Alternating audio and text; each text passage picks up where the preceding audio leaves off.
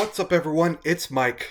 Last week in my Dune 2 video, I said this. Next week, I'm gonna try and go see Kung Fu Panda 4 and do a review of that. Not to jinx it or anything, but I predict Kung Fu Panda 4 will be under Dune Part 2 for next year's ranking video of all the movies I see in theaters in 2024. Does this statement actually hold up? Well, let's find out. So as you may have guessed, I just watched Kung Fu Panda 4, and boy do I have some thoughts. Now before I begin, I must say that I did watch the first 3 Panda movies, but I didn't rewatch any of them before seeing this one, except probably 3. And thankfully I didn't need to. I've seen the first 2 multiple times, with the first one being the one that I've seen the most times. I first watched those movies in theaters when I was a kid. I didn't see the third one in theaters, but I kind of wish I did, because I was visiting my family around the time that movie came out, and one day my grandma wanted to take me to the movies, and guess what I decided to see? Ride Along 2, which I already saw with my mom. What is wrong with me? Anyways, I never got around to seeing the third movie for years until almost 2 months ago. I saw it was on Netflix and decided to watch it for the first time. And I'm kind of glad that I did, because it was just in time for this new one, which I'm going to talk about right now. First, let's start with the story. The movie starts in a village of Rams where we are introduced to a new foe that Poe has to fight, the Chameleon, who can shapeshift into anyone she wants. In this scene, she's in the form of Tai Lung. I don't know why she chose Tai Lung specifically, probably for nostalgia. Then we cut to Poe, who is off avenging Steve Irwin. After that, Poe opens up a new Dragon Warrior themed restaurant. Then Shifu is like, "We need to talk." So Shifu tells Poe that he is not going to be the Dragon Warrior forever and must find a successor to take his place someday. They hold a ceremonial audition to see who will become the next Dragon Warrior. Poe doesn't know which one to choose, so he picks himself. Later on, Poe meets Zhen, who is continuing Awkwafina's journey to appear in everything. In this movie, she's a silver fox who is also a thief who can't be trusted. So just like Disney, DreamWorks is playing the stereotype that foxes are thieves and hustlers.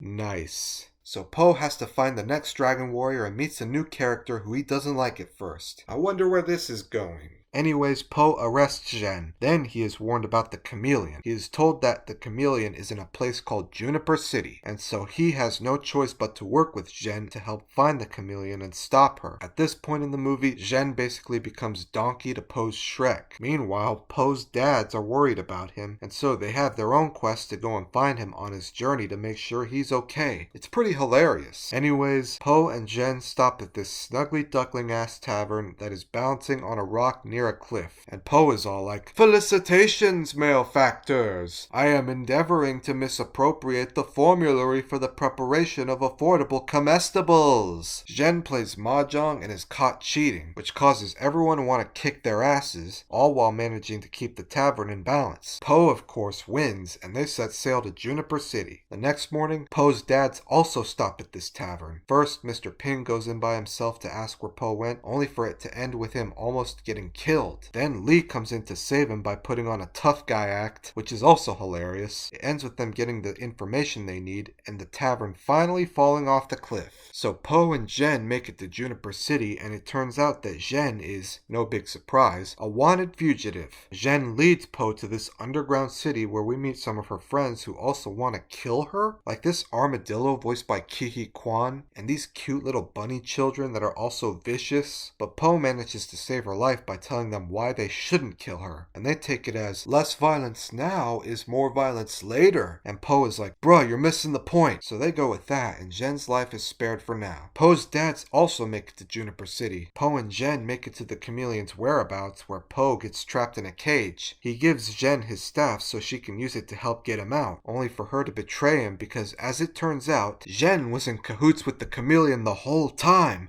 Oh no! But Zhen isn't like a twist villain or anything, because she does feel bad for betraying Poe and actually does want to help him stop the Chameleon. So Poe manages to get out of the cage by breaking through the ground he's standing on. He falls and is saved by his dads. The Chameleon summons every Kung Fu master in the spirit realm, including the foes that Poe previously fought. She steals their kung fu, Space Jam style, and puts them all in cages. Gee, I wonder what all these villain comebacks remind me of. Then Po, his dads, Zhen, and her friends fight off the Chameleon's army. They have a final showdown with the Chameleon, who turns into this huge monstrosity of all the Kung Fu masters Frankenstein together. Po defeats the Chameleon, and she, along with all the other Kung Fu masters whose abilities she stole, returns to the spirit realm. Tai Lung even has one more confrontation with Po before returning to the spirit realm. He says that he was basically right about Po not being the Dragon Warrior, but he still compliments Po as if they're old friends. It's so sweet. They brought back Ian McShane to voice the villain from the first movie and have him appreciate how far Po has come as the Dragon Warrior, but not Shen or Kai. They don't talk in this movie. I guess Gary Oldman and J.K. Simmons weren't available, so Po and his friends return to the Valley of Peace and has finally chosen who should be the next Dragon Warrior, which is, of course, Zhen. When he tells Shifu this, he's not too happy about it. I was kind of hoping he would say, "Very well, Po," but instead he says, "Fine, choose whoever you want, I don't care." Which I guess is funny, but the other is a lot better and more polite. Not that I'm too soft or anything. And while we're on the subject of Shifu, I would like to point out that Shifu, along with the Furious Five at the end, who also don't talk because their voice actors couldn't make it, were largely underutilized. I mean, Shifu has been underutilized since 2, making the first Kung Fu Panda the only movie where he plays a major role to the story, kind of like Nick Fury in the Avengers movies, and I think they should have just killed him off in the second movie. As for the Furious Five, who I think should be called the Furious Six since Po is basically part of that group, were underutilized in this film the most. At least with 3, which they were also underutilized, their voice actors actually managed to show up. Anyways, the movie ends with Jack Black singing a cover of Britney Spears' Baby One More Time for some reason. I still think Peaches is a better Jack Black song. Anyways, that was Kung Fu Panda 4. I must say, it was a pretty good movie, but not as good as the first 2. In fact, it's basically a clone of Kung Fu Panda 3. Like, it's mostly comedy, which is a good thing, but there's a lot more comedy than emotional beats and visually stunning animation, which is what the first 2 movies had. Performances are sort of half and half. Like, Viola Davis was amazing as the Chameleon, but Awkwafina just seems more like an obligation. I don't have anything against her, I just feel like her inclusion in this is forced. Like, every popular IP these days needs to have Awkwafina in it. I'm willing to bet that she's gonna be in a Star Wars project in the next 5 years. So does my statement of where the film ranks actually hold up?